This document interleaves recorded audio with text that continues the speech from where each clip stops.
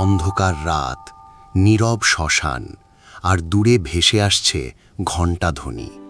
একটি আত্মা কাঁদছে, সে আর মানুষ হয়ে জন্ম নিতে পারবে না। কেন? কোন পাপ তাকে এই অবস্থায় এনে দিয়েছে? আজকের ভিডিওটি শুধু গল্প নয়, এটি সতর্ক বার্তা। আজ আমরা জানব সেই 5টি ভয়ঙ্কর পাপ যা করলে পরজন্মে মানুষ হওয়া প্রায় অসম্ভব হয়ে যায় ধর্মীয় শাস্ত্র অনুযায়ী। আপনি যে ফল, পরকাল ও আত্মার যাত্রা নিয়ে ভাবেন, তাহলে এই ভিডিওটি শেষ পর্যন্ত অবশ্যই দেখুন। সাবধান, এই 5টি পাপ করলে পরজন্মে মানুষ হওয়া অসম্ভব। প্রথম পাপ, নিরপরাধের ওপর অত্যাচার। শাস্ত্রে বলা হয়েছে, যে ব্যক্তি নিরপরাধ মানুষ, পশু বা জীবের ওপর অত্যাচার করে, তার আত্মা কখনো শান্তি পায় না।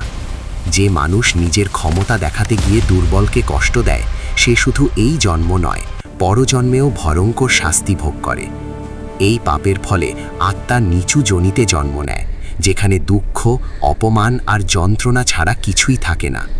ক্ষমতা দেখাও দয়া দিয়ে, নিষ্ঠুরতা দিয়ে নয়।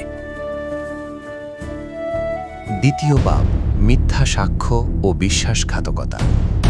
একটি মিথ্যা, একটি ভুল সাক্ষ্য, একটি বিশ্বাসঘাতকতা, এগুলো শুধু সম্পর্ক ভাঙে না, মানুষের আত্মাও কলুষিত করে। যে ব্যক্তি স্বার্থের জন্য সত্য গোপন করে, অন্যের ক্ষতি করে, অন্যের অধিকার কেড়ে নেয়, তার জন্য মানব জন্ম বন্ধ হয়ে যেতে পারে। শাস্ত্র বলে, সত্যের পথে না চলা মানে নিজের আত্মাকে ধ্বংস করা। তৃতীয় পাপ, গুরুজন ও বাবা মাকে অসম্মান। মা বাবা মানে শুধু জন্মদাতা নয়, তারা আমাদের প্রথম ঈশ্বর। যে সন্তান মা বাবাকে কষ্ট দেয়, তাদের অপমান করে, তাদের ফেলে রাখে, তার জন্য স্বর্গের দরজা বন্ধ হয়ে যায়। এমন আত্মা পরজন্মে মানুষ না হয়ে পশু বা নিম্নস্তরের জীব হয়ে জন্ম নিতে পারে। মা বাবার সেবা করলে জীবন বদলে যায়। চতুর্থ পাপ, লোভ ও অন্যের সম্পদ দখল।